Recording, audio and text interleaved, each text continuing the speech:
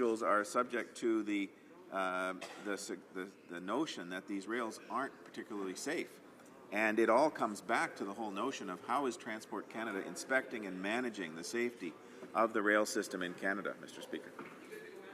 The time for government orders has expired. Déclaration de député. Statements by members. Honourable Member for Saanich, Gulf Islands.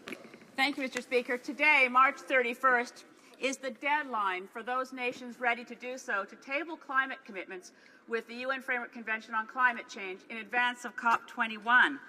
Yesterday, in question period, the Minister confirmed that Canada is not ready and will miss this deadline. The excuse that was offered was that, well, we're a federation and we're checking with the provinces and territories. Of the 33 nations that as of today have met this and have filed their intended nationally determined contributions with the UN, one of those, the European Union, had 28 separate nation states with which to consult, confer, and develop a plan, and they met the deadline. The Minister said yesterday we have until December. That's not correct. By October, the UN system will have calculated the cumulative total of all commitments to see if it's sufficient to avoid 2 degrees Celsius. At this point, we're missing our obligations to the world, to Canadians, and to our children. The Honourable Member for Calgary Northeast. Well, Mr. Speaker, as a co-chair of Canada-India Parliamentary Friendship Group, I'm very pleased to see the excitement in our Indo-Canadian community on the upcoming visit of India's Prime Minister Narendra Modi. Hear, hear. This is the first bilateral visit by India's Prime Minister in 42 years. Outstanding. It bodes well for continued Canada-India relations, both great Commonwealth democracies, as we move forward in the 21st century world. I commend our Prime Minister for his leadership in Canada's growing relationship with India, and I anticipate positive outcomes from this visit. To welcome Mr. Modi, the Indo-Canadian community is organizing a huge event in Toronto. I want to thank Chairman Dr. Azad Kaushik, co-chairs Ramesh Chotai, Deepak Ruparal, and their entire team for organizing an outstanding event. Finally, Mr. Speaker, I would like to wish all Indo-Canadians and those celebrating a very happy Vaisakhi 2015. The Honourable Member for Trois-Rivières. Thank you, Mr. Speaker. Last weekend was the 27th annual Salon du Livre in Trois-Rivières. Over 12,000 visitors of all ages came through the turnstiles to shop for books, meet the authors, attend conferences, take part in discussions, and of course plan their upcoming vacation reading or restock their nightstands. Very few people left empty-handed. In an age of e-everything, I have to admit that the dinosaur in me was delighted to see so many people of all ages sharing this passion for actual books, but more importantly for reading. A source of discovery, learning, entertainment, beauty, and countless interests, reading and books are lifelong companions we couldn't do without. So I'd like to congratulate Ms. Brasso, CEO, and through her all those who make possible this yearly literary event in Trois-Rivières. Thanks to their involvement and dedication, our culture continues to thrive and shine, and we have the entire world at our fingertips. The Honourable Member for Kildonan St. Paul. Mr. Speaker, I want to draw to the attention of the House that March 25th was the International Day of Remembrance of the Victims of Slavery and the Transatlantic Slave Trade. UN Secretary General Ban Ki-moon has noted that this year's Day of Remembrance pays particular tribute to the many women who suffered and died during the slave trade. While remembering the past female victims of the slave trade, we must continue to fight for the women and girls who are enslaved today, right here in our nation, in prostitution. Earlier this month, Mr. Speaker, Toronto police rescued a 14-year-old girl being prostituted from a hotel room. A few days before this, the Halton Regional Police arrested a man in Mississauga for trafficking a female minor. In February, police rescued individuals from sex slavery in Edmonton, Toronto, Hamilton, Burlington, and Ajax. All of the victims, many underage. Mr. Speaker, today our fight against slavery, against violence against women and girls must remain vigilant. We must end modern-day slavery. The Honourable Member for Malpat. Mr. Speaker, I rise to acknowledge Prince Edward Islanders who are involved with watershed groups of PEI. The efforts and contribution these individuals and groups make towards protecting the environment, enhancing their communities, and instilling in others environmental awareness are to be commended. These individuals, often volunteers, promote public awareness of healthy streams and buffer zones, assist with stream restoration activities, and contribute to stream enhancement. They spend days working in streams to reduce excessive debris, reduce sediment using innovative techniques so as to improve water channels and fish habitat. With their knowledge and experience, they help create water-related policies and strategies for the future.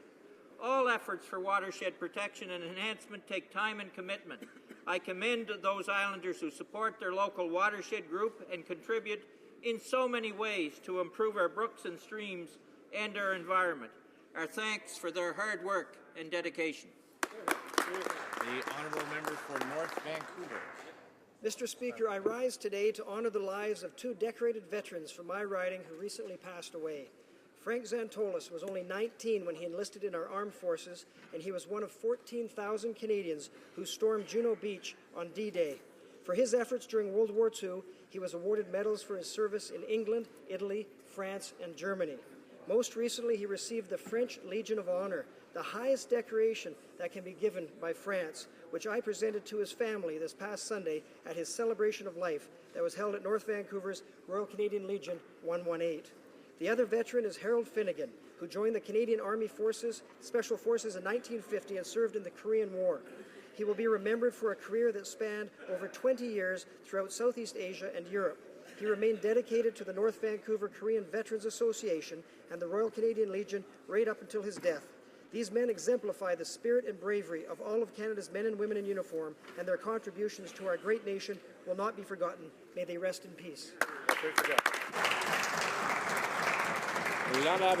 The honourable member for Sherbrooke. Thank you, Mr. Speaker. Let me tell you about a big day in Sherbrooke on March 23rd. We had the huge privilege and honour of a visit from the Leader of the Official Opposition in the House of Commons. And he didn't just come for a photo op to look good and take off without offering anything of substance to the people of Sherbrooke. No, on the contrary, he came to Sherbrooke with concrete proposals and clear commitments. He kicked it off with a visit to a thriving, innovative company in Sherbrooke, Serplec HV, where he announced his plan to support small and medium-sized businesses, those job creators that deserve our wholehearted respect. Then he met with Ensaf Haider, the wife of Mr. Badawi. He promised to bring up the case with the Prime Minister, and 2 days later he kept his word. Unfortunately, the Prime Minister chose to ignore the question and immediately changed the subject. I'd be remiss if I didn't mention my leader's commitment to Sherbrooke and its airport. An NDP government will settle the issue once and for all within the first 100 days in office, which the Conservatives have thus far failed to do. Mr. Speaker, I'd like to thank the NDP leader for his clear commitments to Sherbrooke. On October 20th, we will finally have a Prime Minister who knows our region and cares about it. Mr. Speaker, I'm deeply saddened by the news of the death of a Canadian Olympian and a Brampton resident, Dondre Barnaby, while swimming in the ocean with his athletic teammates and training camp on the Caribbean island of St. Kitts. His impact can be seen in the outpouring messages online from Dondre's teammates and all Canadians. Dondre wore the maple leaf with distinction while competing for Canada internationally, including the London 2012 Olympic Games and the Glasgow 2014 Commonwealth Games. I know his presence will continue to be felt by his teammates as they compete near his hometown this summer at the Toronto 2015 Pan American Games. On behalf of the Government of Canada, I offer my sincere sympathies to Dondre's family, his friends, and teammates, and the whole Athletic Canada family. Our collective thoughts and prayers are with the family during this very difficult time. Thank you. The honourable member for St. Catharines.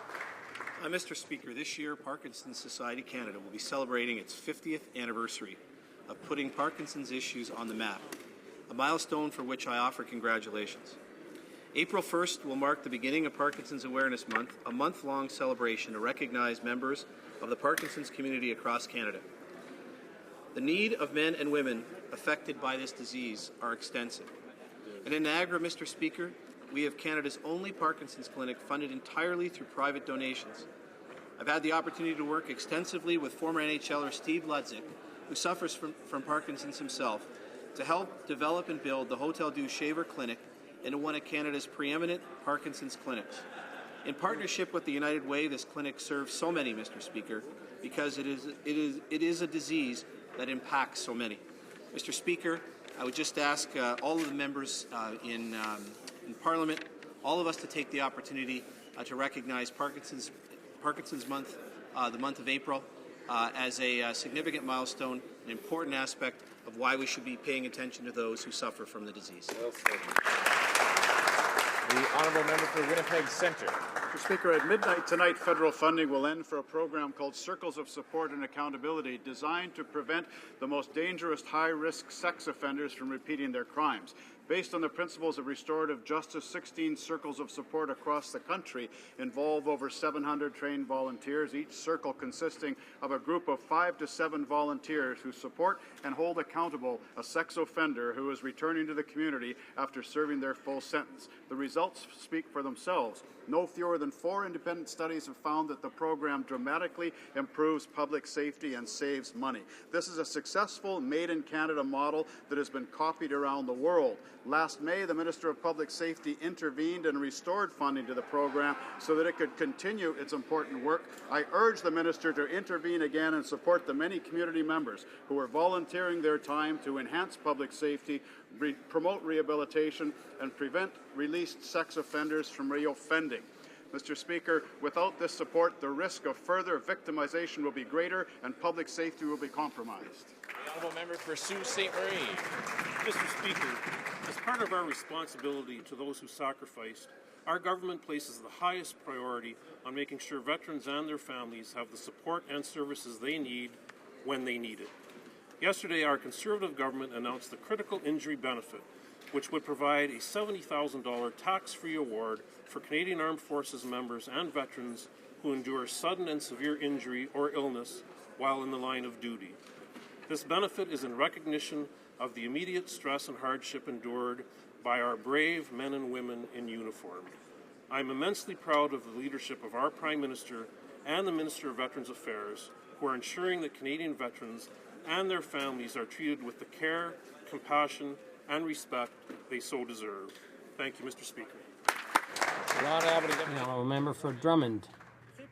Mr. Speaker, as you know, Ottawa is the capital of our beautiful country, and Quebec City is our national capital. Well, in 2015, Drummondville, the undisputed birthplace of poutine, will be the festivities capital of Canada. In 2015, Drummondville will be celebrating its 200th anniversary. Founded on June 29, 1815, by Lieutenant Colonel Frederick George Harriet, Drummondville is currently experiencing an economic, cultural, and social boom. Its rich history is a reflection of the dynamism of its people. I'd like to take this opportunity to point out the outstanding work of the organizing committee. 2015 will be a very busy year for Drummondville, with numerous activities and events to mark the occasion. Among them, there will be the 50th finals of the Quebec Winter Games, the Mondial des Cultures, the Poutine Festival, and on December 31st, Drummondville all decked out. Friends, I hereby declare 2015 the year in which Drummondville will be the festivities capital of Canada. Be there. Member for Mississauga East Cooksville. Mr. Speaker, by now we know what the Liberal leader and his band of high-tax advisors want for Canadians: more taxes. They don't like our Conservative plan to give money back to Canadian families because it doesn't increase government. In fact, I think the member for Toronto Centre spoke for all Liberals when she said amen to raising taxes. On this side of the House, we take action for Canadian families, and that's why, according to the PBO, after-tax benefits for families with young children are expected to double for the bottom 20%.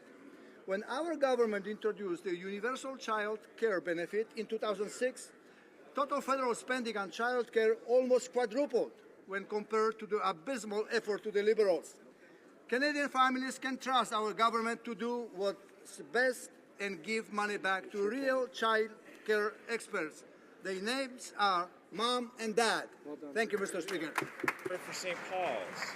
Mr. Speaker, last week I was honored to attend the naming ceremony and feast for the new Aboriginal Health Institute at our University of Toronto. The work of this world-class research facility will be instrumental in closing the health outcome gap between Aboriginal and non-Aboriginal people in Canada. Interim Director Dr. Jeff Redding made it clear that this Institute's exciting new approach will establish a true partnership between researchers and Indigenous communities and will be grounded in the guiding principles of scientific excellence and community relevance. The new named Wakabenas Bryce Institute for Indigenous Health will bear the ceremonial Indigenous name bestowed on his benefactor, Dr. Michael Dan, by the Laclaqua First Nation, and Bryce for Dr. Peter Henderson Bryce, who founded the Public Health Service of Ontario and was an outspoken advocate for Indigenous health. I'd like to take this opportunity to pay special tribute to the vision and generosity of Dr. Michael Dan, who made this new institute possible with a $10 million donation. Chi Miigwech, Michael, and Amira. The honourable member for Prince Albert. Mr. Speaker, the rules have always been clear. It is not acceptable to use taxpayers-funded constituency offices for partisan purposes. Yet the NDP have been caught doing just that, as they continue their pattern of abuse on taxpayers' dime. We already know that the NDP is refusing to pay back the nearly $4 million they owe to the hardworking taxpayers for the illegal use of parliamentary offices outside of Ottawa and the illegal mail-outs. Today is the deadline for the NDP to repay that money, but all we get from them is excuses. This is simply unacceptable. When will the leader of the NDP take some accountability, stop breaking the rules, and finally pay back the taxpayers of Canada the money that they are owed? 17 years. The honourable member for Parkdale High Park. Mr. Speaker, Statistics Canada reported today that under Conservative mismanagement, the Canadian economy is actually shrinking.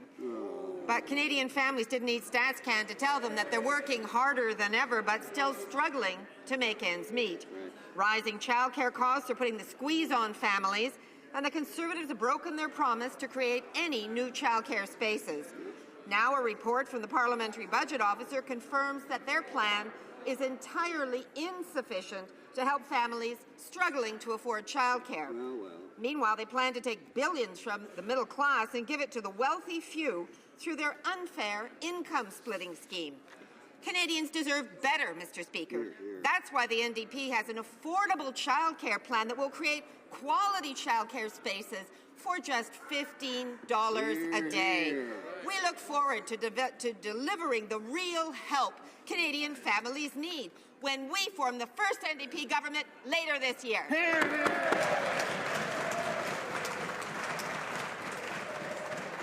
The honourable member for Elmwood Transcona. Mr. Speaker, thanks to our family tax cut and enhanced universal child care benefits, every Canadian family with children will have more money in their pockets to help make ends meet. That's because we know that Canadian families know how to best spend their hard-earned money. And today, the Parliamentary Budget Officer confirmed that our plan will increase benefits for 100% of families with children. The report also confirmed that our plan actually provides the greatest benefit to low-income Canadians. In contrast, the NDP has a plan to only help 10% of families with children, while the Liberals have pledged to take money away from parents and raise their taxes. In fact, the Liberal leader actually thinks that providing benefits to families is, and I quote, a bad idea. Mr. Speaker, I'd like to reassure Canadians that our government will not listen to the opposition, and we will continue to increase benefits and provide money directly to parents to help them meet their needs. Oral questions, questions orales. The honourable leader of the opposition.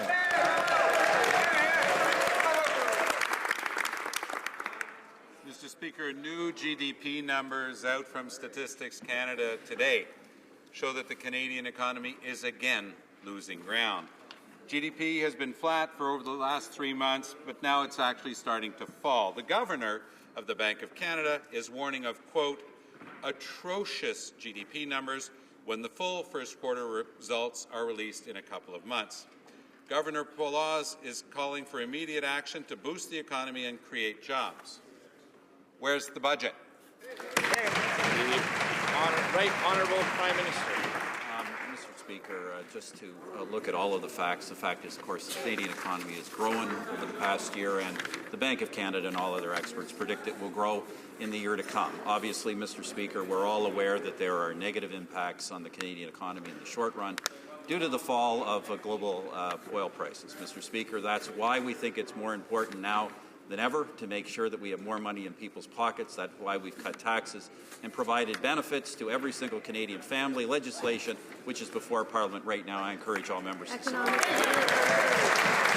Honourable Leader of the Opposition. It's going to be the first time in a full generation that a sitting government enters a new fiscal year without a budget. There's no excuse, Mr. Speaker. En janvier, la Banque du Canada. In January, the Bank of Canada reduced interest rates to their lowest rates in history. The Prime Minister, well, he's still doing nothing. Canadian families are facing significant layoffs in the retail sector. And we saw another 1,500 jobs lost on the weekend at Future Shop. But still, nothing from the Prime Minister. The new fiscal year starts tomorrow. When will we see a budget? The Right Honourable Prime Minister. Mr. Speaker, the Canadian economy grew over the past year. All experts predict that it will grow this year as well. Mr. Speaker, clearly there are negative impacts in the short term because of the sudden drop in the price of oil. Mr. Speaker, that is why we are now, and we have legislation before the House, measures to put money in the pockets of all Canadians, and I would encourage all members to vote in favour of that. The Honourable Leader of the Opposition. Mr. Speaker, 3 years ago we warned the government to not put all of its eggs in the same economic basket in the oil sands, but they didn't listen, and the drop in the cost of oil is predictable. It's a cyclical thing. They didn't do anything, and we lost some 400,000 good jobs in manufacturing, and they've simply sat back with their arms crossed. This time, they can't blame the U.S. economy. It's their own fault, Mr. Speaker.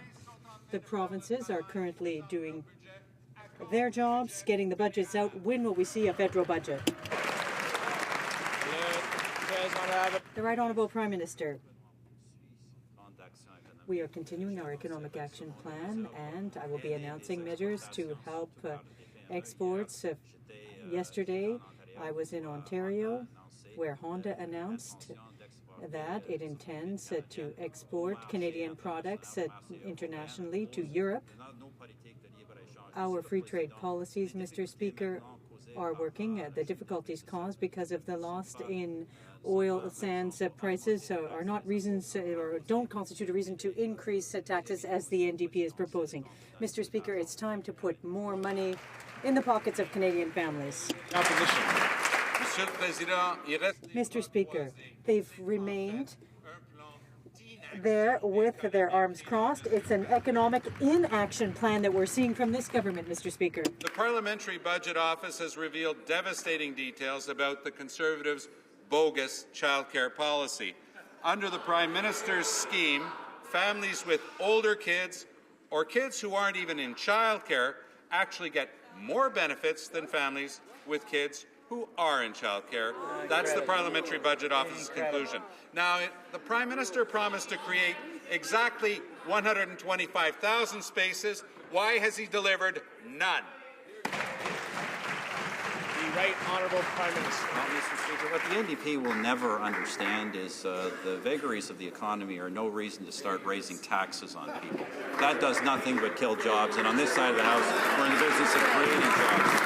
Mr. Speaker, I know that the NDP is strongly opposed to anything that gives money to people as opposed to taking it for government or for bureaucracy, but let's see what the PBO actually said about the government's policies. All eligible families will realize an increase in their after-tax incomes if the enhancements to the UCCB are legislated, and also according to the parliamentary, this is even the Parliamentary Budget Office, total federal spending on child care has nearly quadrupled under this government.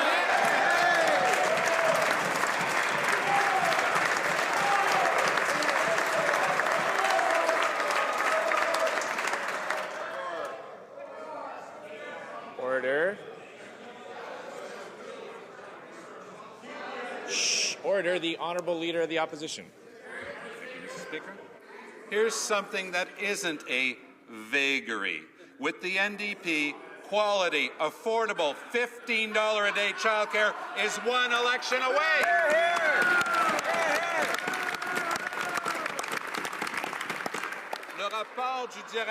The report from the Parliamentary Budget Officer is highly critical. People who don't have children in childcare are receiving less. Provinces like as Quebec and Manitoba are being punished. Why are the Conservatives spending billions on a childcare program that doesn't even serve to provide childcare to children? The Right Honourable Prime Minister. Canadians do not agree with the NDP's policies, which involve increasing taxes for Canadian families and to take away the universal child care benefit. The Parliamentary Budget Officer has said that all families will note an increase in their after-tax incomes if the legislation comes into force. And based on comments by the PBO, benefits for child care have quadrupled under this government. The Honourable Member for Papineau. Mr. Speaker, more disappointing news this morning from StatsCan. Our economy has shown negative growth 3 months of the last 6. The middle class clearly needs a plan for growth. But we've seen no plan. We've seen no budget. When will we see any action by this government to get our economy moving again? The Right Honourable Prime Minister.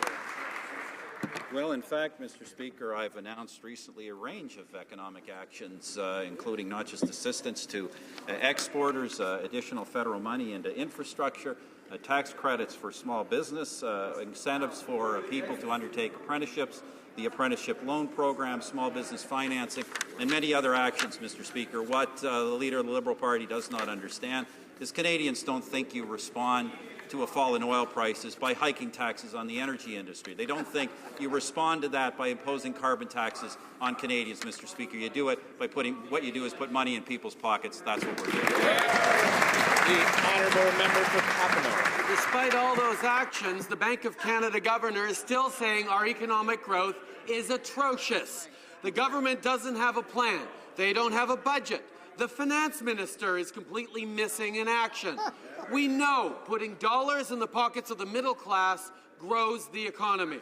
So why does the Prime Minister insist on giving a $2,000 tax break to the rich?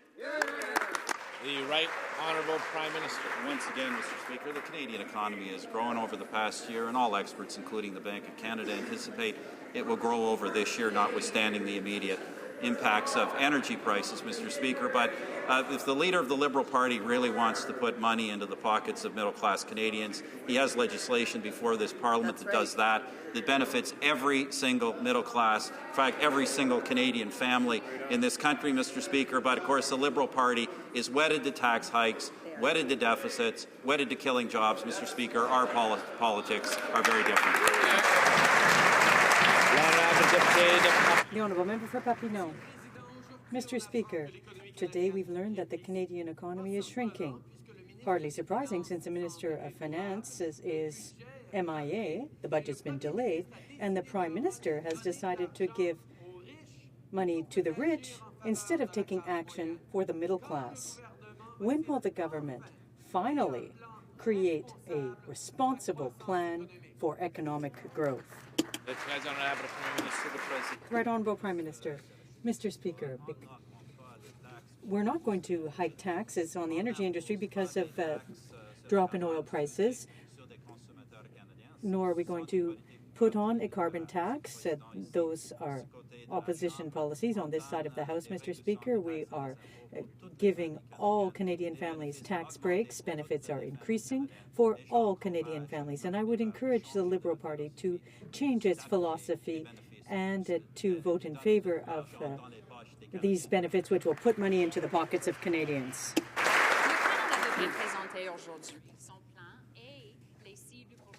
today the Conservative government is supposed to be tabling a plan and targets for reducing greenhouse gas emissions, but I don't think that we'll ever see that plan. Because of its inaction, Canada, it looks ridiculous in the eyes of its neighbors. Mexico has submitted its plan. The U.S. has also transferred their commitment on, and Russia is currently doing the same thing. Why is Canada lagging behind and the worst student in the class on this file? The Honourable Minister. Mr. Speaker, we will submit Canada's greenhouse gas emission targets in the weeks ahead, and we're seeking information from the provinces and the territories on how they will meet their targets. Our Conservative government is the first government in Canadian history to reduce greenhouse gas emissions, and we will continue to take actions in reducing greenhouse gas emissions without introducing a job-killing carbon tax supported by the Liberals and the NDP. The member for Halifax. The minister's talking points continue to be more fiction than fact because this government consistently misses deadlines. They miss their own repeated deadlines for oil and gas regulations, and they're on track to miss their reduction targets. And now they're missing out on an important North American approach to fighting climate change. Why is Canada refusing to cooperate with Mexico and the United States, our NAFTA partners, when it comes to protecting our environment and our economy? Hear, hear. The Honourable Minister of the Environment. Thank you, Mr. Speaker. Mr. Speaker, we welcome the United States announcement. We have always said that to effectively reduce global greenhouse gas emissions, all major emitters must be on board. Canada has one of the cleanest electricity systems supplies in the world. Our energy coming from sources that emit no greenhouse gas emissions, where the United States has only 30%. And leading up to Paris, we will continue to take actions to reduce emissions without introducing a job-killing carbon tax supported by the NDP and the Liberals.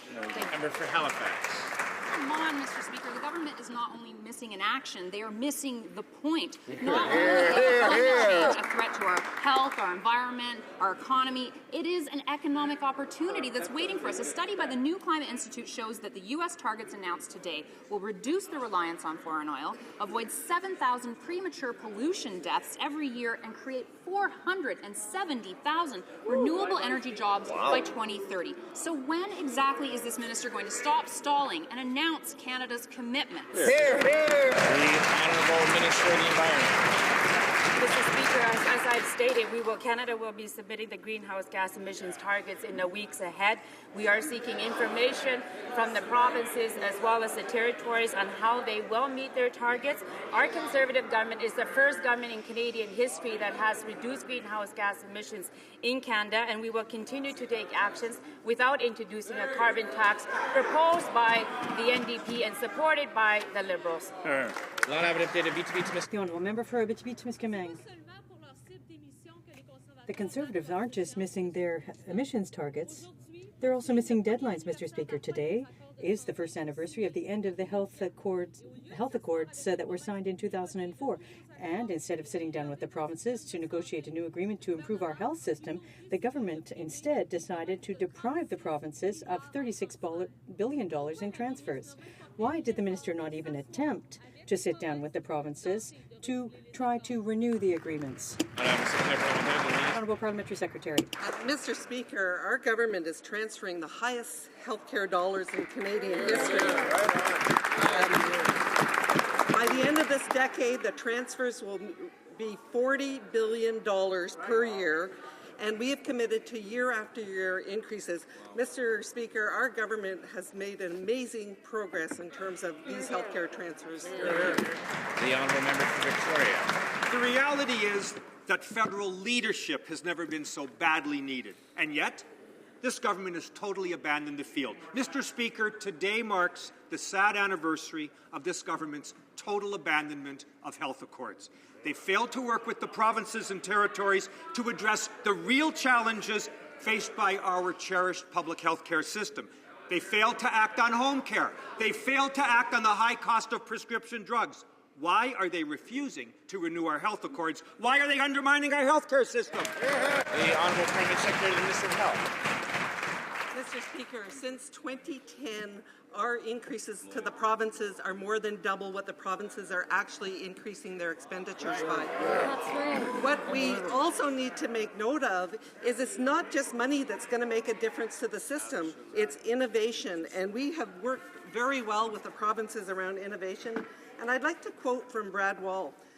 We can no longer just be about money. We've got to find ways to ensure that the healthcare is here for the future generations, that is sustainable without sacrificing patient care. Honourable member for Welland.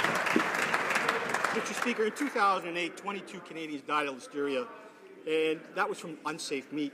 New inspectors were hired after that. Inspections were supposed to be increased. But now, after CFA has been forced by this government to reduce meat inspections and inspectors, meat sold in Canada is now back to pre-2008 inspection levels. Shame. Unfortunately, that's not the same when it comes to the Americans. The American meat going to the U.S. is inspected 100%. So it's a simple question, Mr. Speaker, to the Minister. Why is meat going to America better inspected than meat that's going to feed Canadian families? The Honourable Parliamentary Secretary to the Minister of Health. Mr. Speaker, Canada has one of the safest and healthiest systems in the world. The OECD rates our food safety system as #1 against 17 OECD countries. And I think it's important to note in our budget of 2014, we committed to 200 new frontline food safety inspectors. The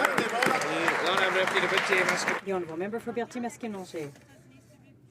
Meat exported to the United States is subject to stricter health controls than meat for Canadians. That is unacceptable. To save a few dollars, the Canadian Food Inspection Agency is cutting inspections. These inspections had, however, been put in place to prevent a crisis like the one that occurred in 2008. 22 people died, dozens ill. A disaster for the food industry. Why are the Conservatives taking a step backwards, and why are they jeopardizing the health of Canadians? The Honourable Parliamentary Secretary. Mr. Speaker, again, the Conference Board of Canada rates our food safety system as #1 against 17 OECD countries. We're enhancing inspections and hiring more inspectors. There was 200 committed in Budget 2014.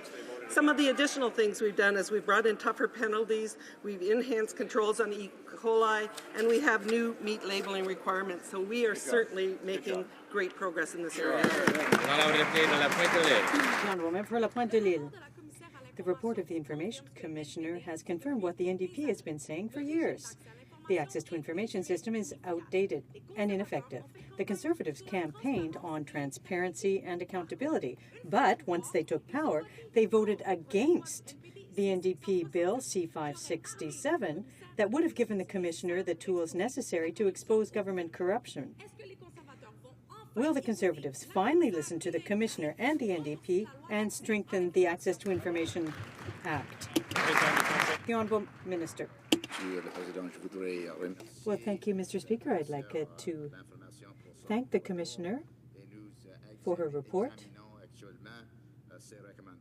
We will be examining the recommendations. The report dating back to 2006 does make changes to cover some 200 institutions. In 2013-14, our government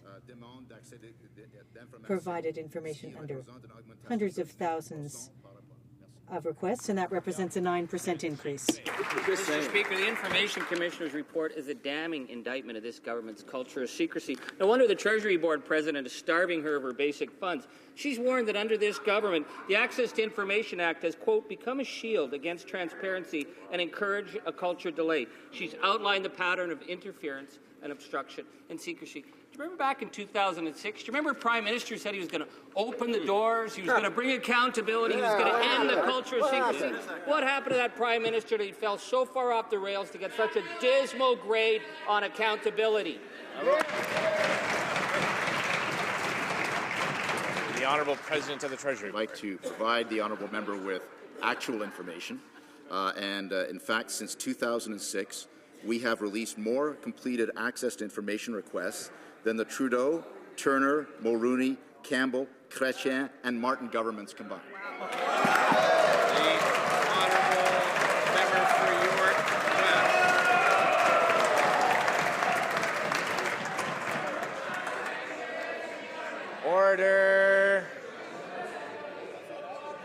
Order. The honourable member for York West has the floor.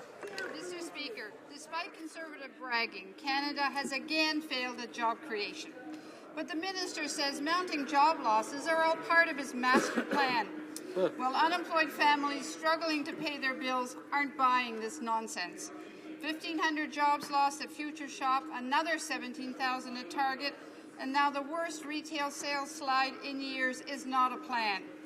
Now, I expect the minister is going to answer with his phony 1.2 million jobs line that he's been using. But middle-class families are fed up with that, and they know the Conservative fiscal policies are a disaster. Yeah. The Honourable Minister of Employment. Mr. Speaker, trade, training, and tax cuts. Yesterday, the Prime Minister was at an Ontario construction plant for Honda, where they announced that they will be exporting vehicles directly from Canada to Europe for the first time ever because of our free trade deal.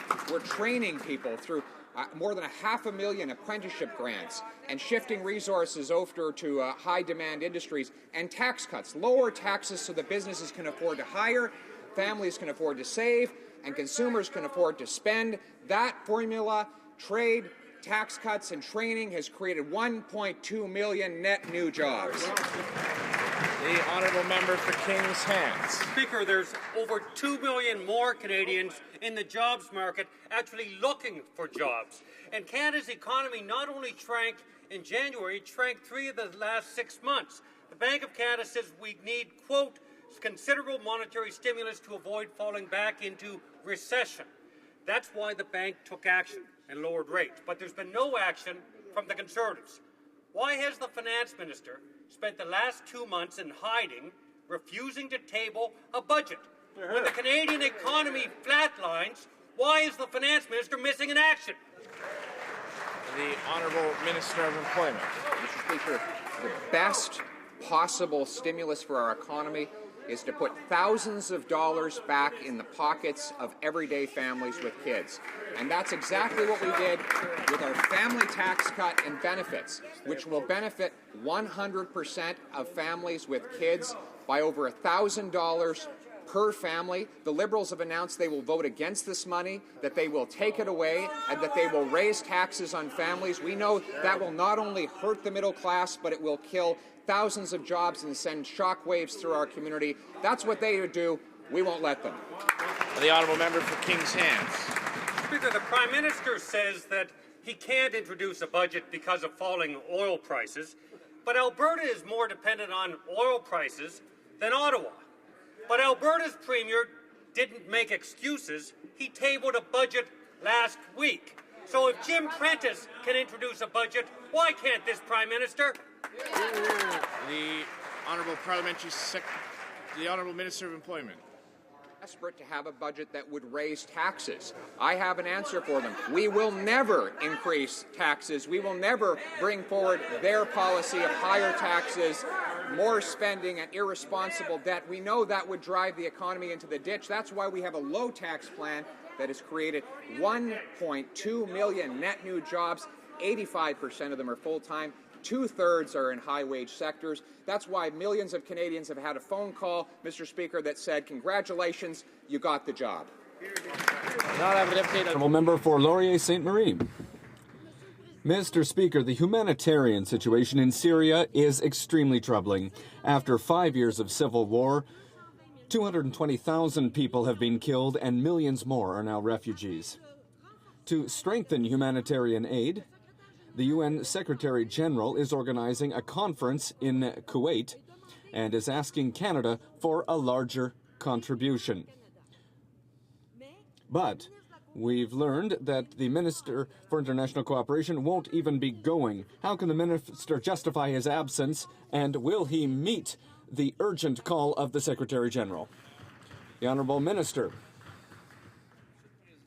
Mr. Speaker, I can reassure my colleague that Canada is well represented at the conference.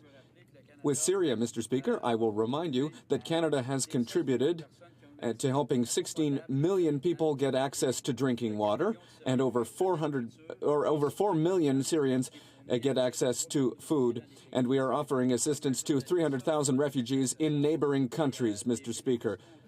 These are concrete actions that are the result of the commitments that we have honored. Mr. Speaker, we feel that with this crisis, we don't have to choose one solution or another, security over humanitarian aid. You know, it'd be nice if the minister would actually show up at the conference and commit for Canada to help out with this crisis.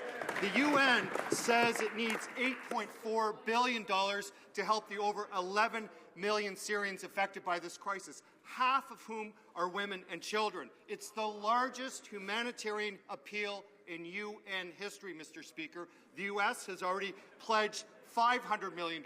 It has been over a year since Canada last made a humanitarian pledge for Syria.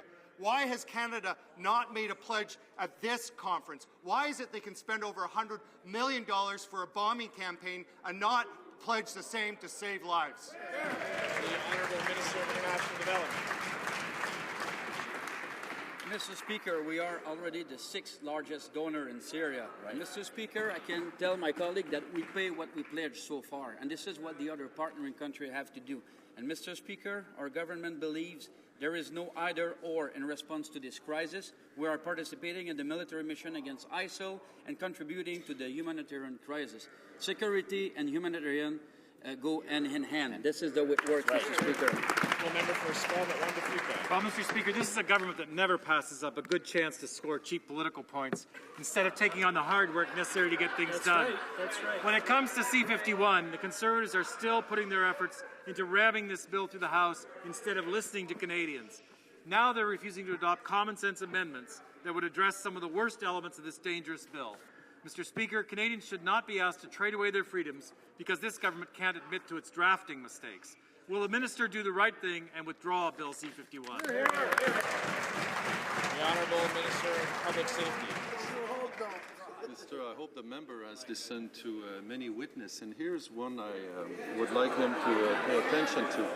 Bill C-51, and it's an important reminder, Mr. Speaker, is directed against Islamists, jihadists, and to prevent or preempt them from their stated goal to carry out terrorist threats against the West, including Canada, Mr. Speaker. Our country is facing a serious threat. The measure proposed in Bill C-51 to deal with the nature of threats that Canada faces, I believe, are quite rightly and urgently needed. That's Professor Salim Mansour from the University of Western Ontario.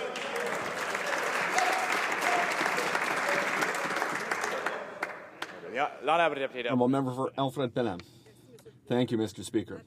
The vast majority of witnesses at committee, including the government's own witnesses, have confirmed what we've been saying from the beginning. Bill C-51 is a bad bill with no oversight mechanisms, and it threatens our rights and freedoms. Mr. Speaker, from the beginning, the Conservative government has turned a blind eye to criticism, and they're putting our freedoms at risk.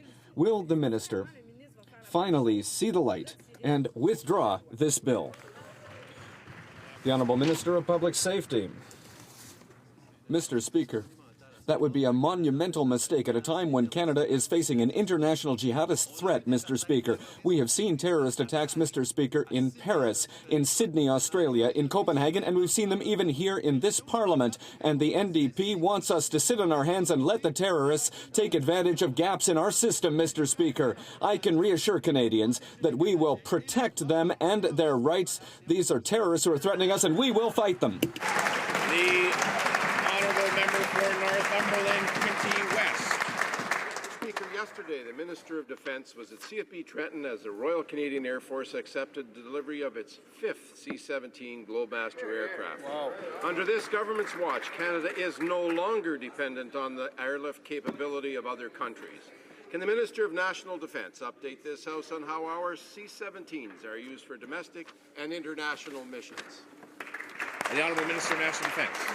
Thank you to the member for his question and his good work on behalf of the Royal Canadian Air Force, Mr. Speaker. Back in the decade of darkness, we used to have to beg, borrow, and plead from countries like Russia in order to get strategic airlift capabilities. But thanks to the historic investments made by this government in our armed forces, we can now project Canada's presence around the world.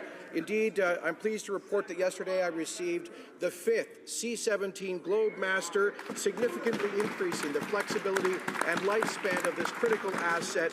Thanks to this fleet, we've been able to respond to humanitarian disasters all around the world and support our men and women operating against ISIL in Iraq.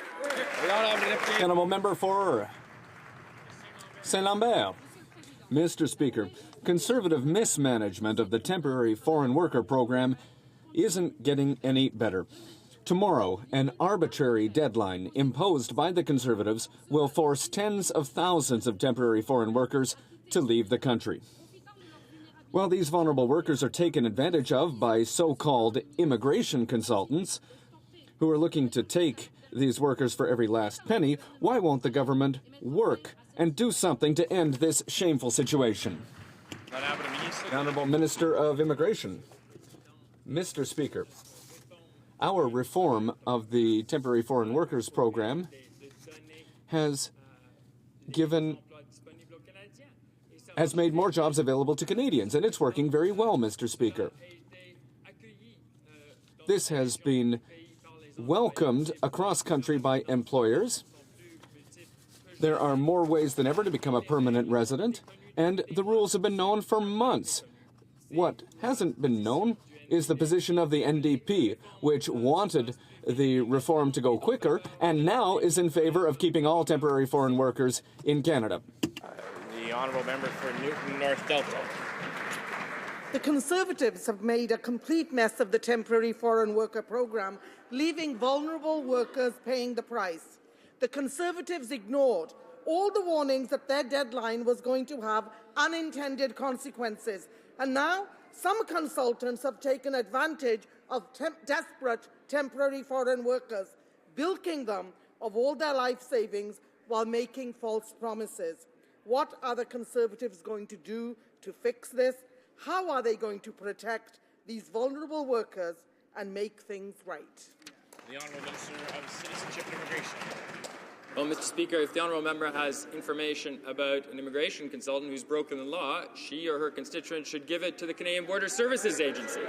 Mr. Speaker, our temporary foreign worker program is working. It's putting Canadians first. The pathways to permanent residence have never been more numerous. What is outstanding, what is bizarre, Mr. Speaker, is the position of the NDP. Last year, they said we should have done this reform earlier. Today, they seem to be indicating that we should keep all temporary workers here. They're a weather vane, Mr. Speaker. Honourable member for York South-Weston. Mr. Speaker, Conservatives are also letting down Toronto. Yesterday, the Mayor made an urgent appeal to the federal government for housing funding. After years of federal downloading by Conservative and Liberal governments, repairs to social housing has reached a crisis point. Investing in social housing in Toronto is not only good for low-income families, but would create 220,000 person years of employment. When will Conservatives finally stop turning their back on Toronto and start investing in Toronto's social housing? The Honourable Minister of State. Well, we've done just that, Mr. Speaker. In fact, I recently signed the agreement for investment in affordable housing with Minister Ted McMeekin from Ontario. This is what he said. He said the renewed partnership between Canada and Ontario will help improve access to safe, suitable, affordable housing. So what we do, Mr. Speaker, we provide funding to the provinces. We work in partnership with them. They determine where the funding goes, and I know that they're doing that in Ontario. The honourable member for Daventry. Well, you know, 100,000 Toronto families are on a waiting list for affordable housing. They need more than that member's empty spin cycle.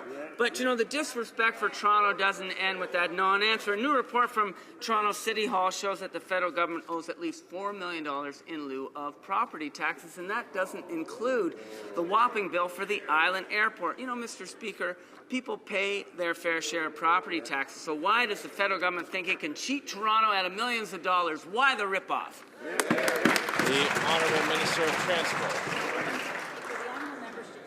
Facts when it comes to this matter. It's very clear, Mr. Speaker, and I understand from the Toronto Port Authority that indeed there is a written binding agreement between the Toronto Port Authority and the City of Toronto with respect to these outstanding facts. I'd be happy to share the address of the Toronto Port Authority with the honourable member so we can contact them for the actual facts. Honourable member for Lac Saint Louis. Mr. Speaker, according to the Canadian Federation of Municipalities, the infrastructure deficit stands at $123 billion, and it's going up by $2 billion every year. For example, by the year 2020, 60% of Montreal's water pipes will be at the end of their useful life. Today, cities, Canadians, and businesses are losing confidence every day in a finance minister who won't do anything. When will the minister assume his responsibilities and table a responsible budget? The Honourable Minister of Infrastructure. Mr. Speaker, I am sure that his former colleague, the Mayor of Montreal, must be very happy to hear today from his colleague that the Mayor is not doing his job on the water pipes in Montreal, Mr. Speaker. He must be really proud of that. As you know, we're working in partnership with cities, with the provinces, and let's be clear, Mr. Speaker, under the leadership of this Prime Minister, our government has invested 3 times more in infrastructure than the Liberal government of the past. Finance minister to present a budget, but if it's like the last one, maybe I don't want to hear the budget. Only 2 years ago, bridges and transit was a $2.4 billion annual investment by the federal government. That has now shrunk to less than $200 million, just over $200 million.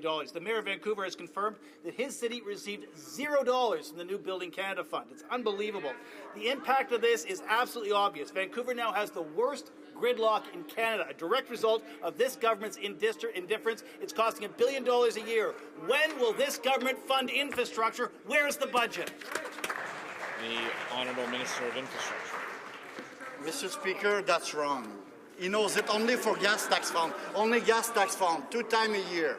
Transfer the money to provinces and territories. That's $2 billion last year in 2014. That will be more than that in 2013. And he knows that. Our Conservative government have invested record amount in public transit across Canada. In Toronto, that's the extension of the York-Spadina subway, a Union Station project. 100% of the gas tax fund of Toronto have been invested in transit, and that's their choice. Honourable Member for Gatineau. Mr. Speaker, yesterday members of Quebec's National Assembly unanimously passed a motion asking the Conservative Prime Minister to immediately transfer Quebec's data from the Long Gun Registry to the Government of Quebec. Don't forget, this information was paid for in part by Quebecers' tax dollars.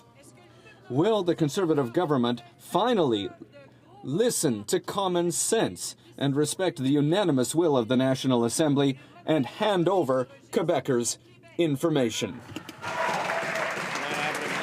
The Honourable Minister of Public Safety.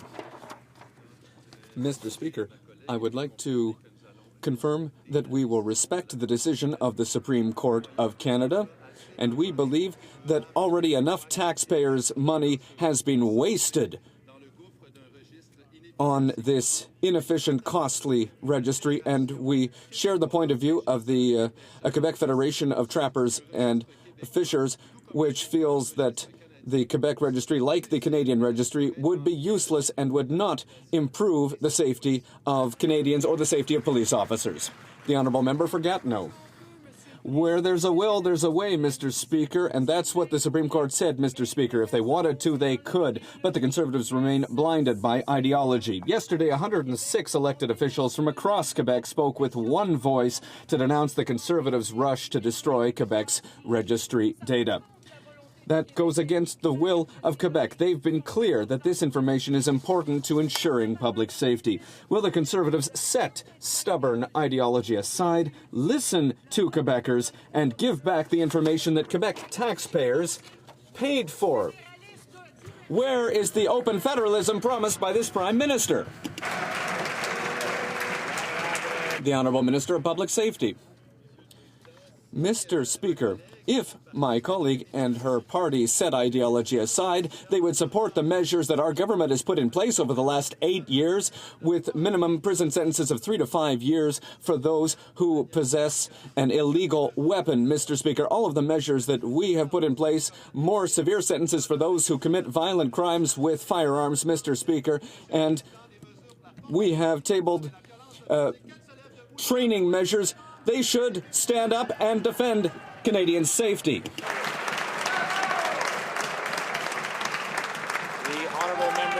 for Fort McMurray, Athabasca. Mr. Speaker, under the leadership of our Prime Minister, I have been proud to support the significant infrastructure investments that are delivering real results for Alberta and in communities across Canada. Late last week, I was very pleased to host the Minister of Health in the Fort McMurray, an event that further demonstrates this government's commitment to jobs and the economy. Can the Minister please update the House on this important announcement? The Honourable Parliamentary Secretary. Thanks my colleague from Fort McMurray for the question, and certainly he's been a very strong advocate for Albertans. The Minister was very pleased last week to announce Fort McMurray International Airport is being considered for an expansion project of up to $25 million under the Building Canada Fund. I understand they have a critical need for their terminal buildings to expand and also the main runway. And as you know, Mr. Speaker, this is incredibly important. It creates jobs. Our government has supported the new Building Canada plan, which is the longest long-term infrastructure plan in Canadian history. Together, we are building a stronger Alberta for a stronger Canada. The Honourable Member for Westmount Ville-Marie. Mr. Speaker, last year the government had difficulty sponsoring 1,300 refugees. The situation is catastrophic. 3.5 million Syrians displaced to places like Lebanon, Turkey, and Jordan. 6.5 million displaced internally. 2.5 million Iraqis displaced in their country. Why, in the face of this catastrophic situation, is this government so miserly? Why is it incapable of stepping up to the plate for refugees? That's it. The Honourable Minister of Citizenship and Immigration. Thank you, Mr. Speaker. This government's had no trouble fulfilling its commitments. On the contrary, we have done more than our part in resettling refugees from Iraq, from Syria. We continue to do so, Mr. Speaker. We are one of the leading humanitarian contributors in both regions.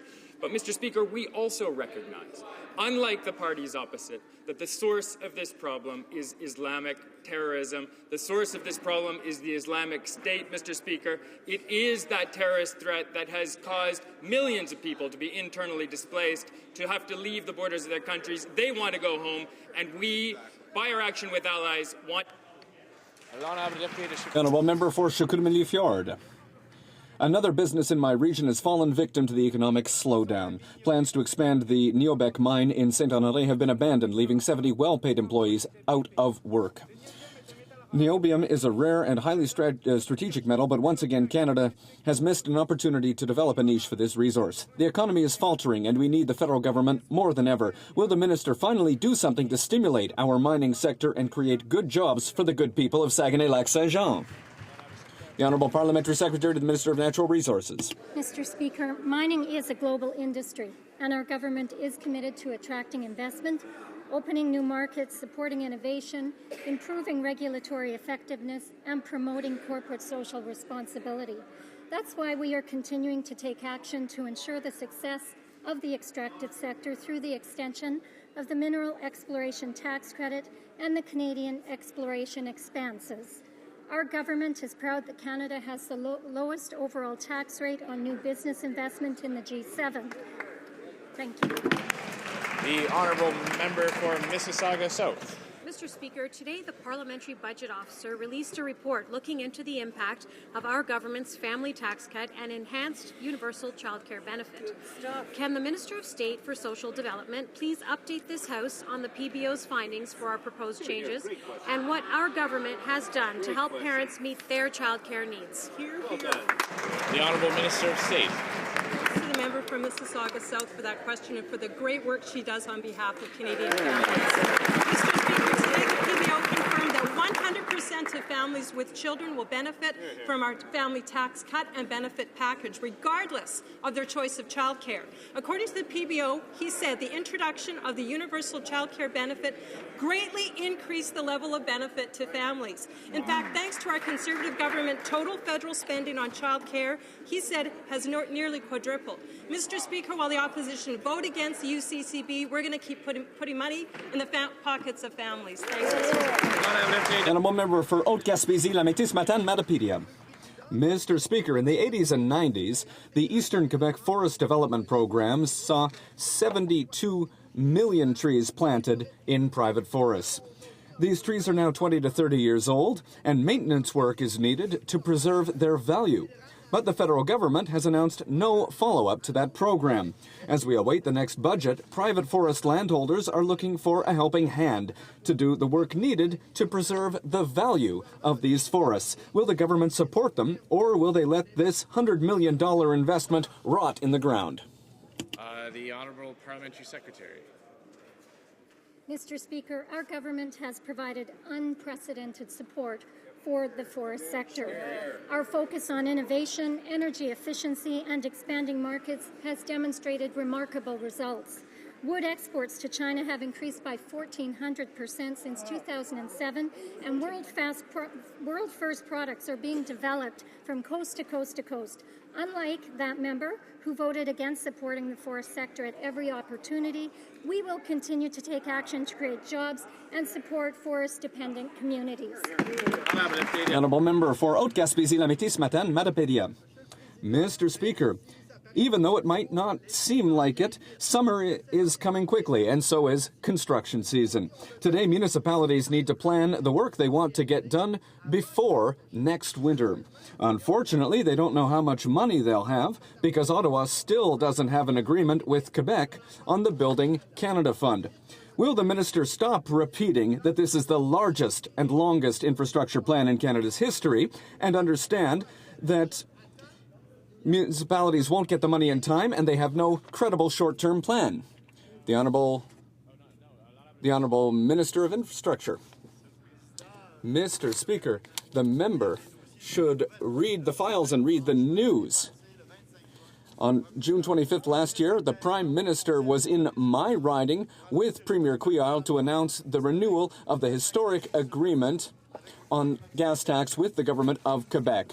All municipalities know how much money they will be getting for the next 10 years. The next 5 years have already been announced. The money has been transferred to the Government of Quebec in July and last November. The cities know that. Perhaps he should speak to today's mayors. It's question period for today. The Honourable President of the Treasury Board is rising. Yes, Mr. Speaker, I have the honour to table in both official languages on behalf of the 84 departments and agencies the 2015-16 reports on plans and priorities. Monsieur le Président, j'ai l'honneur de déposer dans les deux langues. Mr. Speaker, I have the honor to table in both official languages on behalf of a number of departments and agencies the report on plans and priorities for 2016. The Honourable Member for Saanich Gulf Islands is rising on a point of order. Yes, Mr. Speaker, I hope that I haven't chosen the wrong moment, but on Thursday in the debate around ISIS, I discovered in reviewing the Hansard that I made an error of fact and I wish to withdraw it. U.S. Republicans were never featured in a photograph with ISIS fighters, and I regret the error. I'm sure the House appreciates the clarification from the Honourable Member. Orders of the day. Ordre du jour. Government orders, government bills, commons. C-52, the Safe and Accountable Rail Act. Resuming debate, the Honourable Member for Davenport. Well, thank you, Mr. Speaker. It's an honour to rise in this place on behalf of the good people of Davenport in the great city of Toronto to debate a very important bill for the constituents in my riding of Davenport, and that is this act to amend the Canada Transportation Act and Railway Safety Act. What we're talking about here is